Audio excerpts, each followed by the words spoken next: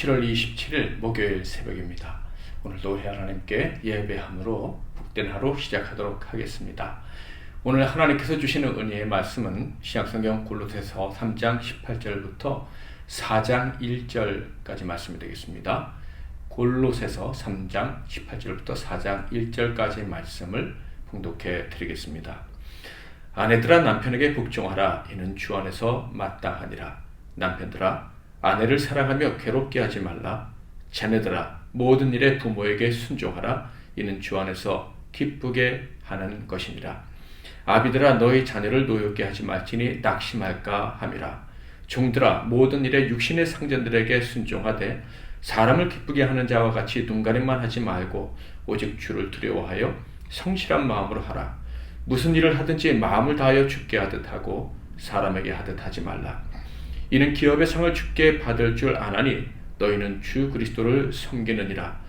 불의를 행하는 자는 불의의 보응을 받으리니 주는 사람을 외모로 취하심이 없느니라. 상전들아 의와 공평을 종들에게 베풀지니 너희에게도 하늘에 상전이 계심을 알지어다. 아멘. 오늘은 충만한 성도의 인간관계, 충만한 성도의 인간관계라는 제목으로 하나님 말씀을 상고하겠습니다. 모든 사람은 다른 사람들과 관계를 맺으며 살아갑니다. 이것은 두 번 말할 필요가 없는 당연한 진리이죠. 사람은 절대 혼자 살 수 없습니다. 왜 그렇습니까? 가장 큰 이유는 사람은 하나님의 형상을 닮은 존재이기 때문에 그렇다는 거예요. 하나님은 홀로 거하기를 기뻐하지 않으시는 분입니다. 하나님도 홀로 거하지 않으실 뿐만 아니라 사람들도 홀로 거하기를 원치 않으십니다. 그래서 홀로 사는 존재로 사람을 만드시지 않으셨어요. 함께 살아야만 진정한 삶을 누릴 수 있는 존재로 우리를 만드셨기 때문에 사람은 절대로 혼자 살 수 없고 다양한 사람들과 좋은 관계를 맺으며 살아가야 합니다. 그런데 죄의 영향으로 어떻게 됐습니까? 이 사람의 가장 중요한 본능이 가장 어려운 과제가 되고 말았습니다. 인간관계를 맺는 게 너무 어렵고요. 심지어 고통스러운 경우도 생깁니다. 인간관계를 잘하고 싶어도 안 된다는 거예요. 아무리 지식이 많고 아무리 힘이 있어도 인간관계를 제대로 하기가 어렵습니다. 히틀러 시대를 생각해 보세요. 그 독일에 기독교인들도 많았고 세계적인 과학자들이 독일에 참 많았습니다. 그럼에도 불구하고 다 거짓에 속아서 다른 나라 사람들을 미워하고 유대인을 학살하는 그런 무시무시한 범죄를 저지르지 않았습니까? 올바른 관계를 맺고 살아간다는 것은요, 너무나도 어려운 일이라는 것, 그것은 역사가 증명하고 있고 그리고 우리의 삶에서도 계속해서 확인되고 있는 것입니다. 그럼에도 불구하고 사람은 더 나은 인간관계를 맺기 위해서 노력을 해야 합니다. 그래서 세상 교육에서도 어떻게 하면 인간관계를 잘 맺을 수 있는지 가르치려고 애를 쓰고 있는 거예요. 자, 그렇다면 바람직한 인간관계를 맺기 위해서 가장 필요한 것이 무엇입니까? 당연히 하나님과의 관계를 회복하고 원래의 본성을 회복하는 것이겠죠. 자, 이것은 오직 구원받은 사람에게만 가능한 일인데 일반적으로 사람들에게 필요한 전제 조건, 인간관계를 잘 맺기 위한 전제 조건이 있다면 무엇이라고 할 수 있을까요? 자기 자신을 잘 아는 것과 다른 사람을 잘 이해하는 것이다 라고 할 수가 있겠습니다. 성경적으로 표현한다면 자기 사랑 그리고 이웃 사랑, 이 두 가지를 할 수 있어야 안 믿는 사람이라도 인간관계를 잘 맺으며 살아갈 수 있다라는 거예요.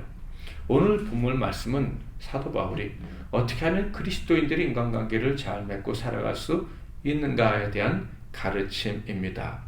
자, 그런데요, 이 인간관계를 잘 맺기 위한 전제는 무엇이냐? 이미 사도 바울이 앞에서 이야기했죠. 바로 그리스도 안에 있는 우리라는 거예요. 그리스도 안에 있는 성도들은 예수 그리스도 안에 있는 모든 충만을 소유한 사람이다라는 거예요. 충만한 삶을 살아갈 수 있는 권리를 이미 받았다. 그러므로 인간관계 역시 충만하게, 행복하게, 바람직하게 맺으면서 살 수 있는 권리, 권한, 그리고 능력을 받은 사람들이다라는 거예요. 그러므로 저와 여러분은 참 좋은 인간관계를 맺을 수 있고 그렇게 맺으며 살아갈 수 있다는 것을 믿어야 할 것입니다. 믿을 뿐만 아니라 기대하며 살아가야 할 것입니다. 사도 바울은 오늘 본문을 통해서 모든 인간관계를 잘 맺으라라고 가르치고 있는데요. 첫 번째는 남편과 아내 사이에서 관계를 잘 맺어야 된다. 또한 부모와 자녀 사이의 관계가 좋아야 된다. 종과 주인 사이에서도 관계를 바르게 맺어야 된다라고 가르치고 있습니다. 아마 당시에 가장 중요한 인간관계라고 할 수가 있겠죠. 이것을 기본으로 해서 모든 인간관계의 영역을 넓혀가야 할 것입니다. 자, 그러면 남편과 아내는 어떻게 서로 존중하고 살아가야 되는지, 어떻게 바르게 인간관계를 맺고 살아가야 되는지 본다면 18절 19절 아내들아 남편에게 복종하라. 이는 주 안에서 마땅하니라. 남편들아 아내를 사랑하며 괴롭게 하지 말라. 먼저 아내에게 교훈합니다. 어떤 아내가 되라고요? 그리스도 안에서 모든 것이 충만한 참 예배자가 된 구원받은 여인으로서의 아내는 남편에게 복종해야 된다라고 말씀하고 있어요. 여기서 이 복종한다는 말은요, 남편이 가정 안에서 지도력을 잘 발휘할 수 있도록 도와야 된다라는 거예요. 남편이 하나님께 기도하고 하나님 뜻대로 가정을 잘 이끌어갈 수 있도록 돕는 지혜로운 여성이 되라는 거예요.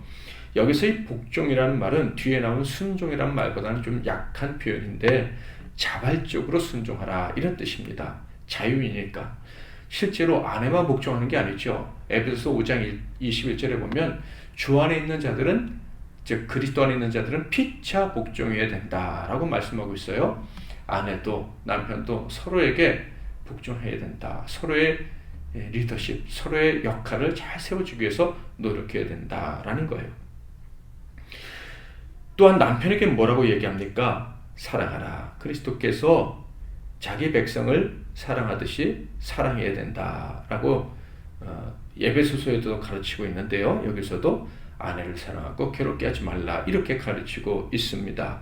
이 말은 끊임없이 돌보아서 아내가 늘 바른 길로 가도록 도와야 된다라는 거예요. 아내가 바른 길을 선택할 수 있도록 사랑으로 도와서 그 아내가 바른 길로 감으로 늘 행복하게 만들어주라 이런 말씀입니다. 또한 부모와 자녀의 관계는 어떻게 교훈하고 계십니까? 20절 21절 자녀들아 모든 일에 부모에게 순종하라. 이는 주 안에서 기쁘게 하는 것이니라. 아비들아 너희 자녀를 노엽게 하지 말지니 낙심할까 함이라. 자녀들에게는 순종하라 라고 가르치고 있어요. 앞에서 복종하라 라는 단어보다 순종이 좀 약해 보이지만 실제로는 더 강력한 용어입니다. 더 강하게 순종해야 된다, 복종해야 된다라고 가르치고 있습니다. 이유가 무엇입니까? 그렇게 해야 하나님이 기뻐하신다는 거예요. 그리고 이것은 그리스도께 순종하는 일이다. 즉 부모에게 순종하는 일은 그리스도께 순종한 일이라는 것을 기억하고 부모님을 기쁘시게 하며 그분께 순종해야 된다라고 가르치고 있는 거예요. 부모에게는 뭐라고 가르치고 있습니까? 순종하는 자녀들을 좌절시키지 말라라는 거예요. 순종하는 자녀들 얼마나 귀한 자녀들입니까? 그 자녀들이 순종하면서 기뻐해야 되는데 어리석은 부모들은 부모에게 순종을 강요하지만 그 순종의 보람을 느낄 수 있도록 만들어주지 못하고 더 힘들게 하고 순종에 대해서 자기가 순종한 사실에 대해서 좌절감을 느끼고 의미를 잃어버리게 만드는 부모들이 참 많이 있다라는 것입니다. 저와 여러분은 자녀들에게 순종을 가르칠 때 그들이 순종할 때 얼마나 기쁜지 가르칠 수 있는 지혜가 있어야 할 것입니다. 또 종과 상전에는 어떻게 관계를 맺으라고 가르쳐 줍니까? 22절부터 25절 종들아 모든 일에 육신의 상전들에게 순종하되 사람을 기쁘게 하는 자와 같이 눈가림만 하지 말고 오직 주를 두려워하여 성실한 마음으로 하라. 무슨 일을 하든지 마음을 다하여 주께 하듯 하고 사람에게 하듯 하지 말라. 이는 기업의 상을 주께 받을 줄 아나니 너희는 주 그리스도를 섬기느니라. 불의를 행하는 자는 불의의 보응을 받으리니 주는 사람을 외모로 취하심이 없느니라. 상전들에게, 즉 육신의 상전들에게 종들은 주인을 기쁘게 하기 위해서, 상전을 기쁘게 하기 위해서 일을 하고 성실하게 일을 하고 마음을 다해서 일을 하고 무엇보다도 주께 헌신하듯이 상전에게 헌신해라 이렇게 가르치고 있습니다. 도대체 이게 가능한 일이겠느냐? 믿음 때문에 가능하다라고 사도 바울은 이야기합니다. 어떤 믿음입니까? 상을 주는 분은 주인이 아니라 하나님이시다라는 믿음이에요. 그러니까 상전을 위해서 충성하지만 사실은 이것은 하나님을 위해서 하는 것이다 라고 생각을 해야 한다는 거예요. 주인이 상을 주지 않아도 낙심할 필요가 없어요. 왜냐하면 상은 주인이 주는 게 아니라 하나님이 주시는 것이기 때문에. 또한 상전들에게는 이렇게 말합니다. 상전들아 의와 공평을 종들에게 베풀지니 너희에게도 하늘에 상전이 계심을 알지어다. 의와 공평이 무엇입니까? 하나님의 사람을 다스리는 방식 중에서 아주 중요한 요소입니다. 그러니까 하나님께서 우리를 다스리듯이 종들을 대해야 된다라는 거예요. 왜 그렇습니까? 상전에 상전이 계시기 때문이라는 거예요. 상전이라고 하는 사람들도 하나님의 종이란 사실 때문에 그들은 하나님이 기뻐하시는 방식으로 하인들, 밑에 사람들을 대해야만 하는 것입니다. 결국 이 모든 인간관계의 전제는 무엇입니까? 바로 은혜에 대한 감사입니다. 하나님께서 이미 우리에게 모든 충만함을 허락해 주셨습니다. 사람에게 우리가 큰 기대를 할 필요가 없다는 거예요. 혹시 사람이, 상전이, 부모가, 자식이 우리를, 또 남편과 아내가 우리를 실망시킨다 할지라도 상급은 하나님이 주시는 거예요. 그러므로 사람에게 너무 기대하지 말고 사람이 나에게 어떻게 할까 생각하지 말고 하나님이 어떻게 저 사람을 대하기를 원할까 생각하고 인간관계를 맺어야 한다는 거예요. 주님이 주시는 은혜, 그 감사한 은혜를 생각하면서 인간관계를 맺는 것이 바로 우리가 맺어야 되는 모든 인간관계의 전제다라는 거예요. 주님이 주신 힘으로 사랑을 하면서 아름다운 인간관계를 맺으면서 살아갈 수 있다는 사실을 믿으시기를 바랍니다. 새로운 생명을 우리에게 주셨기 때문에 우리는 새로운 인간관계가 가능한 존재가 된 것입니다. 모든 인간관계를 통해서 하나님께 영광 올려드릴 수 있기를 바랍니다. 우리는 그럴 수 있는 능력을, 모든 충만한 능력을 하나님께로 받았기 때문입니다.